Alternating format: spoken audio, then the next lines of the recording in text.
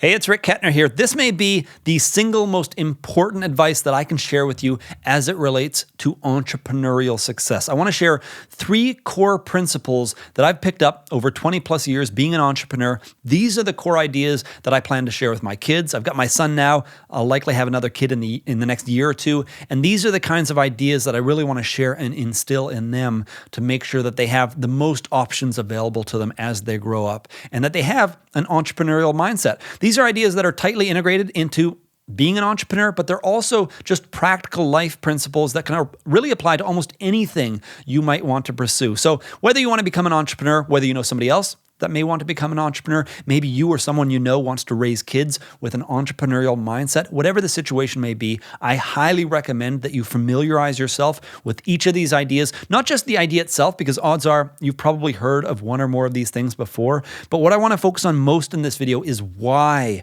these ideas are so incredibly powerful so that you can get the maximum benefit from them. Let's start with principle number 1. Have a bias towards action. In almost any situation you might find yourself in, no matter what it is that you're trying to pursue, you generally have 2 options. You can either take immediate action or you can delay. And often these delays come up for what seem like noble reasons. You're waiting for the right time, you're waiting for the right plan, maybe you're waiting till you have certain connections with people, whatever the situation may be. This is a form of procrastination. Maybe it's perfectionism, whatever is causing you to wait. Typically, in almost every situation, it's better to take immediate action. And the reason for this is there's so much more that you can learn by taking immediate action. Things that you could never come up with or solve when you're just at the planning stage. One of my favorite quotes around this is from Mike Tyson. Everyone has a plan until they get punched in the face. The reality is, whatever it is that you're trying to pursue, whether it's a new career, a new business, some other ambitious project, you are going to take shots. You're going to face failures. You're going to face rejections. You're going to face unforeseen challenges, things you could have never anticipated in the first place.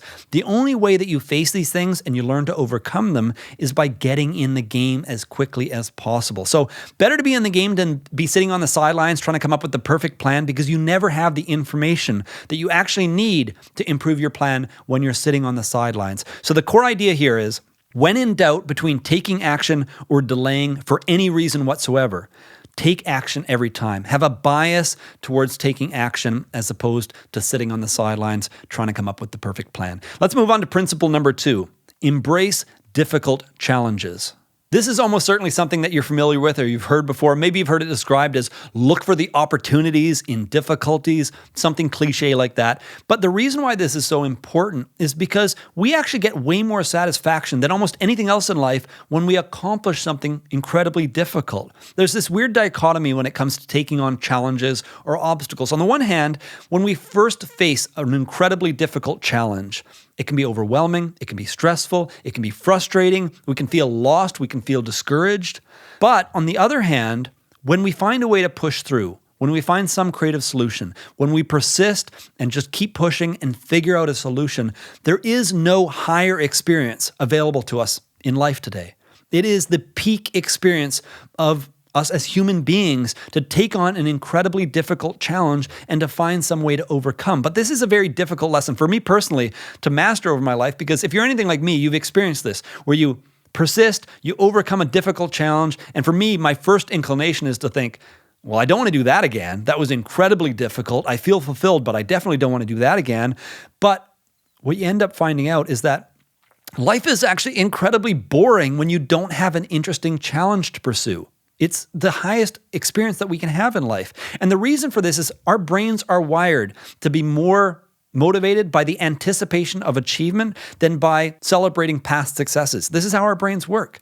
If you think about the evolutionary pressures that have been on us over the decades, if you go back, let's say 30,000 years, and let's pretend, for example, that there is one kind of person who finds it relatively easy to be content in life. They achieve something of significance, and they feel fulfilled, they feel satisfied, they feel content. And then there's this other kind of person that, for whatever reason, not making a judgment here, but the way that their brain works is when they accomplish something, they enjoyed the journey, they found it thrilling to overcome something difficult, but when they actually complete it, they're satisfied for a little bit, it's fleeting, and then they're looking for the next challenge. They're always interested in what the next difficult task that they can pursue. They're looking for the next obstacle, the next challenge, the next opportunity. They're never settling for what they've accomplished in the past. They're never really focusing on previous accomplishments. They're looking for the next thing. Well, if you look at these two different people, who do you think is more likely to survive a temporary famine or some other unforeseen complication in life or some other environmental pressure, whatever it could be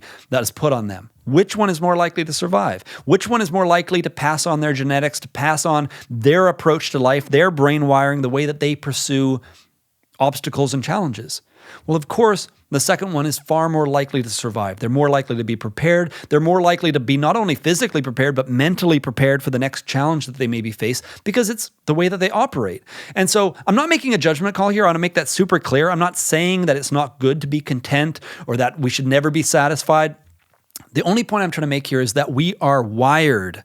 The way our brains are wired is to always seek a new challenge, which is why a lot of times when we're not living up to our potential, we don't feel good. We feel depressed. We feel frustrated.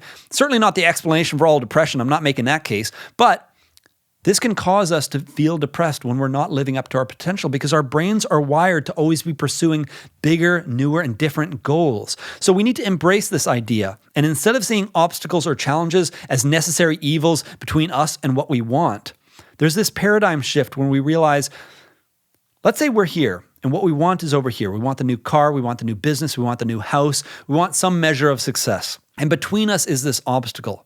And we think of it as the necessary evil between where we are and what we want. We want to shift this mindset to realize that the obstacle is the real reward. This is the peak experience. This is what makes life interesting. That other achievement over here on the other end, that's a trophy. That's something we get because we went through the obstacle. That's something that we celebrate because of how hard we worked to earn it. The real satisfaction in life is overcoming the obstacle, not getting the trophy at the end. It's the obstacle itself. And so this is why, in my opinion, when people win the lottery or they get something unearned or undeserved or they got given wealth or they got given a house, whatever it might be, they do not typically have the satisfaction that comes from truly earning it. Because the journey, going through the obstacles, overcoming challenges, that is the real reward in life. That is the peak experience that we can have. And whatever we get after accomplishing that only has meaning because we know how hard we worked for it. We know what it took to achieve it. And so the whole idea here is obstacles aren't something to overcome. They are opportunities for accomplishment. They're a source of satisfaction. However fleeting that satisfaction may be, they are what we are wired to do. If you want to learn more about this idea and really dive into this and get fired up about this idea, I highly recommend that you read The Obstacle is the Way by Ryan Holiday. Fantastic book that dives into these ideas in much more detail and kind of takes things in a different direction. But I think you would really enjoy this book if you enjoy this principle at all. But let's move on to principle number 3. Maintain a growth mindset. As we grow older, as we gain more experience in the world, we tend to start to develop a fixed mindset when it comes to certain skills or certain abilities. And what I mean by a fixed mindset is we stop trying to improve. We decide that where we're at today is where we'll always be when it comes to that specific area of life. And this isn't necessarily a conscious choice. What typically tends to happen is we just simply focus on our strengths, focus on things that we find that we're already good at. We put more time and energy into those things so we continue to improve. And then there's this other category of things in our life that are just uncomfortable. We've never really felt good at them. So slowly we just, without really thinking about it, decide that those are just not for us. We're not good at them. We're never going to be good at them. And where we're at today is where we will always be when it comes to those skills or those abilities. So this is a fixed mindset. We've limited ourselves in that area. It's a self-limiting belief as opposed to a growth mindset where we approach something and recognize if we want to get better at that thing, then we can get better at that thing. This is something I've personally experienced in my own life in a big way. I don't have many regrets in life. In fact, I really don't reflect much on the past in terms of things that went well or poorly because at the end of the day, life kind of adds up however it does and there's good and there's the bad. But the closest thing that I have to a regret is not understanding this principle much earlier in life. Because for me personally, going back about 15 or 20 years, I put myself in a box. I started to consider myself an introvert. I had a few negative experiences when it came to public speaking, and I started, without really thinking about it, to just assume I'm not a good public speaker. I'm never going to be good in front of camera. That's just not for me. I focused on my strengths in my businesses that I've co-founded, businesses that I've operated. I always had co-founders or employees take kind of the face of the company role, and I would play more of a behind the scenes role and allow them to represent the brand. And I just focused on what I believed were my strengths, and I enjoyed that. There's nothing wrong with it. But in the back of my mind, I always loved the idea of reading interesting books, having interesting experiences, and sharing those things with other people. I love sitting down one-on-one with people and talking about ideas, talking about books and that sort of thing. I always wanted to do this on a bigger level, but I limited myself. Without even really thinking about it, I had a fixed mindset when it came to these skills, when it came to public speaking, when it came to presenting on camera. And let me be clear, I am under no illusion that I'm a great presenter in front of camera. This is a relatively new thing for me. I've been doing this for about 9 months. I'm hoping to continue to improve, but more than ever, I'm shifting from a fixed mindset over to a growth mindset and realizing if I want to get better at this, I just need experience. I just need to practice. I need to keep doing it. I'm going to make a lot of mistakes along the way. I've made a lot of mistakes along the way. But the point here is we can easily find ourselves in a fixed mindset without really giving it much thought. And if there's something that we want to achieve in life, whatever it might be, but we're being held back by a fixed mindset, it's important to be aware of that. It's important to identify and be aware of this concept enough that you can have the introspection to say, hey, I'm stuck in a fixed mindset around this right now. Why am I stuck in a fixed mindset? What's keeping me from a growth mindset? And simply avoiding having these self-limiting beliefs where you feel you can't learn, you can't grow, and you can't adapt within certain areas. I would suggest to you that you almost certainly have areas where you're both in a growth mindset and where you're in a fixed mindset. There are almost certainly areas, be it sports or business or work, whatever it might be, where you know that if you continue to practice, you can improve, you can develop skills and abilities. But I would also suggest there are almost certainly areas in your life right now where without giving it much thought, you've fallen into a fixed mindset and you've just given up on really being able to pursue those skills. And so you've just avoided them. And so what I would recommend to you is to just be aware of this concept, to recognize it and to focus on developing a growth mindset, especially if it's something that's really important to you and it would give you more purpose and more satisfaction in life. If you want to learn more about this idea, I highly recommend that you read Mindset by Carol S. Dweck. This is the book when it comes to this idea of maintaining, developing a growth mindset. The book has an interesting section on how to actually foster this in kids. Right out of the womb, kids have a growth mindset around most things in life, but they can have negative experiences. They can get negative feedback. They can misinterpret certain comments and start to develop a fixed mindset in certain areas. So this is an absolute fantastic book, both for yourself, if you have, a fixed mindset around certain things, and to share with other people. One of my favorite books when it comes to kind of the psychology of success. I definitely recommend that you read this book if you're at all interested in pursuing this principle further. But let me quickly recap all three principles, and then I'll dive into some context on how you might want to apply these moving forward. So principle number 1, have a bias towards action. Principle number 2, embrace difficult challenges. And principle number 3, maintain a growth mindset.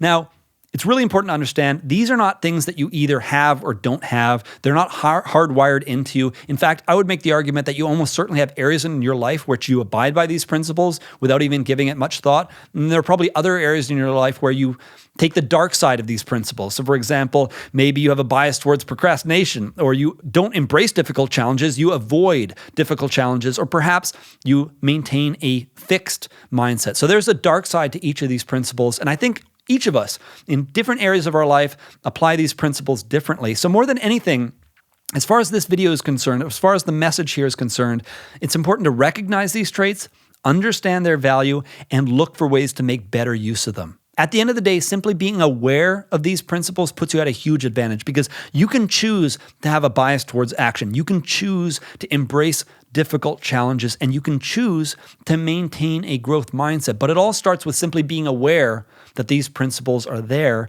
and that you can choose how you apply them. So a lot of this comes down to simply knowing about these things and then trying to be introspective about how you may or may not be applying them to certain areas of your life. Anyway, that's it for this video. I hope you enjoyed the video. If you did enjoy the video, please do me a favor and click the like button down below to let me know. But even more importantly than that, I ask that you think of at least one person who you think could benefit from the message in this video, who you think could benefit from learning about these three principles, and that you consider sharing this video with them. Just think of at least one person that you think you could share this with. I want this message to affect more people so more people can benefit from these principles. These are things I certainly wish that I learned earlier in life. And like I mentioned at the beginning, these are things that I hope to pass on to my son and to any future kids that I may have as well. So that's it for this video. If you have any questions, if you have any comments or thoughts about anything that we covered here, let me know down in the comment section below. We can chat about things there. If you're interested in learning even more about business, marketing, or entrepreneurship, I recommend that you subscribe or follow my updates so that you don't miss out on future videos. Thank you for watching, and I hope to see you in a future video.